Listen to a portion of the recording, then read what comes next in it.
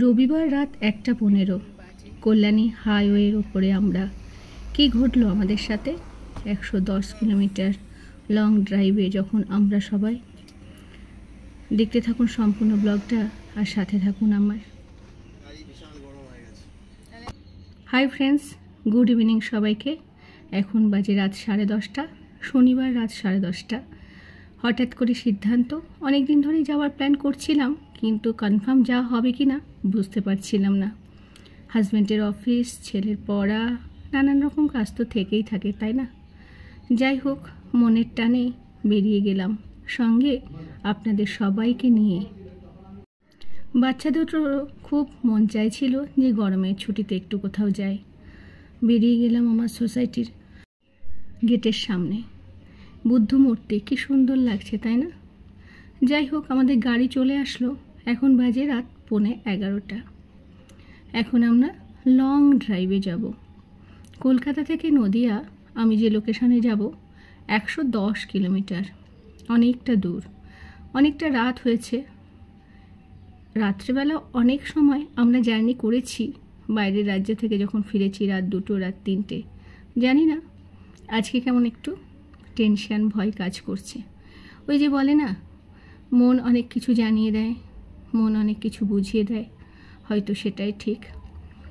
যাই হোক, অনেকটা আনন্দ, কিছুটা ভয়, কিছুটা টেনশন, সব নিয়ে ছোট্ট একটা ব্যাগ গুছিয়ে নিয়ে বেরিয়ে পড়লাম 110 কিলোমিটার দূরে আমার বাপের বাড়ির উদ্দেশ্যে। বিয়ে হয়েছে 15 কমপ্লিট করে 16 হলো, কিন্তু এত বছরে জামাই ষষ্ঠী আমার 2বারই হয়েছে। আজকে যদি গিয়ে ভালোভাবে উঠতে পারি তাহলে এই জামাই ষষ্ঠী নিয়ে 3বার। খুব মিস করতাম দিনটাকে। দূরে দূরে থাকতাম তো, ইচ্ছা হলেই সব কিছু করা যায় না, সেটা তোমরা সবাই জানো। তা ভাবলাম রবিবার যেহেতু জামাই ষষ্ঠী পড়েছে, দিনটাকে আর মিস কেনই বা করি। ছেলের টিউশন আছে, তা সত্ত্বেও মন কিছুতেই মানল না। বেরিয়ে পড়লাম। টিউশন একদিন অফ যায়, যাককে, নিজেদেরও তো একটু আনন্দের দরকার, তাই না? আর আমরা উঠে গেছি হাইওয়েতে, যাচ্ছি ইএন বাইপাসের ওপর দিয়ে। খুব গরম, রাস্তার অনেক আওয়াজ, গাড়িতে মিউজিক চলছে। এখন বাজে সেই ভয়াবহ মুহূর্ত রাত 1:15। এই সময় এসে আমাদের গাড়ি একদম ইঞ্জিন গরম হয়ে গেল। এসি চলছিল গাড়িতে, এসিতে কোনো ঠান্ডা হচ্ছিল না। বারবার করে বলছিলাম ড্রাইভারকে কেন এমন হচ্ছে। ড্রাইভার ভাই নামলো, দেখলো ইঞ্জিন সম্পূর্ণ গরম, ধোঁয়া উঠছে ইঞ্জিন দিয়ে।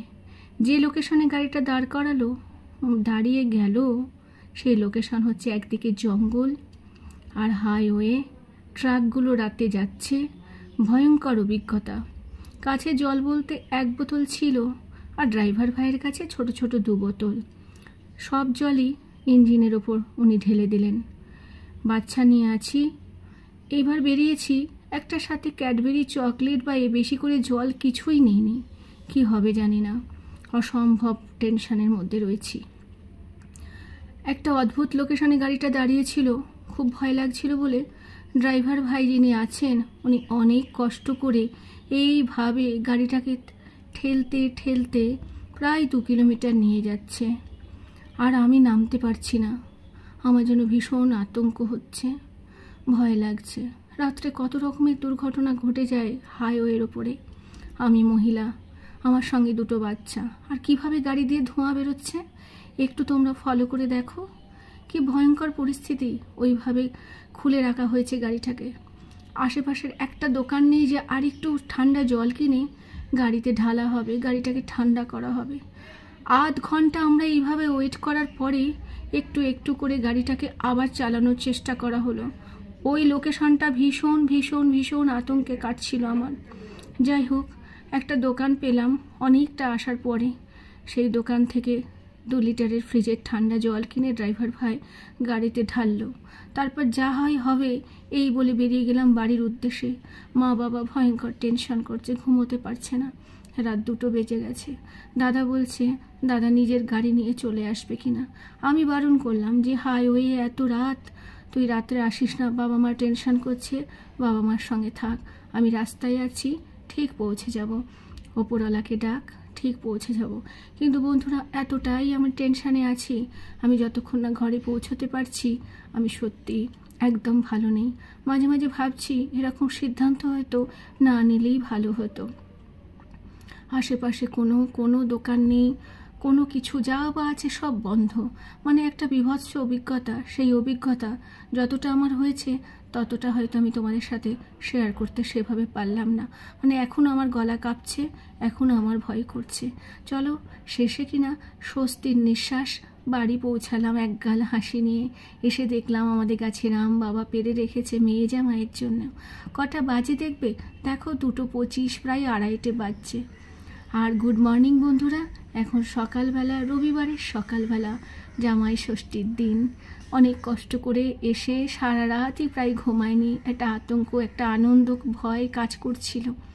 গাছে গাছে আম, অসম্ভব ভালো লাগা, নিজের গ্রাম, নিজের গ্রামের টান। আর আমি ভালোবাসি প্রকৃতি, আমি ভালোবাসি সবুজ, আমি ভালোবাসি গ্রাম। হ্যাঁ, আমি শহরও ভালোবাসি, আমি ভীষণ ভালোবাসি সব কিছু। চলো এবার জামাই ষষ্ঠীর প্রস্তুতি নিতে শুরু করি। দেখো এই পাখাটা, যাদের নিয়ম আছে তারা জানো, এই পাখাটাই হচ্ছে আমাদের ষষ্ঠীর মেন। আর সকাল সকাল যিনি আমাদের আছে সব রান্না কমপ্লিট করে ফেলেছে। লুচি, ঘুগনি, ষষ্ঠী পুজোর প্রসাদ থেকে শুরু করে যাবতীয় সব কিছু। আমার দিদি, আমার জামাইবাবু, দিদির মেয়ে সবাই এসেছে। আমার দাদা, দাদার ছেলে, দাদা, মানে আমরা টোটাল 3 ভাই বোন, আর সঙ্গে তাদের পরিবার একসঙ্গে আজকে আমরা এক হয়েছি। আমার বরকে ষষ্ঠী করছে আমার মা, অনেক দিন পর। ওই যে বললাম না, আমাদের এই নিয়ে 3 নম্বর ষষ্ঠী। বিয়ে হয়েছে 15 পূর্ণ হয়ে 16 চলছে। যাই হোক, এই খুশির মুহূর্ত, এই আনন্দের মুহূর্ত আমি তোমাদের সাথে ভাগ করে নিচ্ছি। আমার খুব ভালো লাগছে। তবে আসার সময় অনেক স্ট্রাগল করে এসেছি, অনেক ভয়, আতঙ্ক, অনেক কিছু কাটিয়ে আজকে আমার মা আমার হাজব্যান্ডের মাথায় যে আশীর্বাদের হাতটা দিল, এই হাতটাই আমাদের কাছে অনেক শক্তি যোগায়।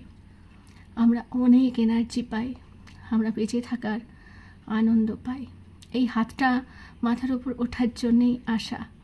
জানি এই হাতটা আমাদের মাথার উপর আমাদের লক্ষ্যে বা অলক্ষ্যে সবসময় আছে, তাই না?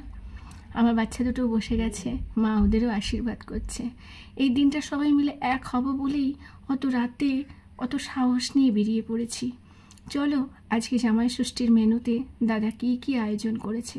এটা একটা 5 মিশালি সবজি, এটা হচ্ছে ইলিশ মাছ সর্ষে দিয়ে, পোস্ত দিয়ে। খুব সুন্দর হয়েছে প্রত্যেকটা খাবার, খুব সুন্দর করে সাজিয়েছে দাদা প্রোগ্রামটাকে।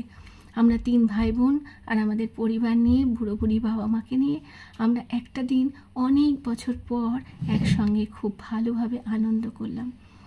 দেখো মাছগুলো কি সুন্দর লাগছে দেখতে, আর খেতেও কিন্তু দুর্দান্ত হয়েছিল।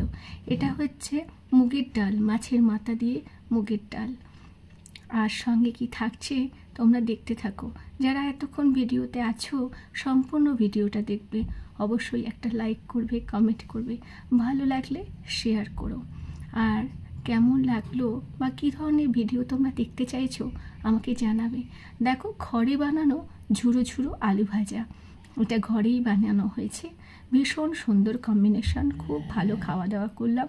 আর এই দেখো খাসির মাংস, খাসির মাংসের কালারটা দেখেছো? আমার দাদা নিজে হাতে এটা রান্না করেছে, কি সুন্দর টেস্ট হয়েছে। ওর খাসির মাংস রান্নাটা খুব সুন্দর হয়, খুব ভালো হয়। এই অনুষ্ঠানে আসতে পেরে আমি যেন নিজেকে ধন্য মনে করছি। আর এই দেখো ফ্রাইড রাইস বানিয়েছে, কি সুন্দর লাগছে। খাওয়া দাওয়াটা তোমাদের সাথে শেয়ার করলাম না।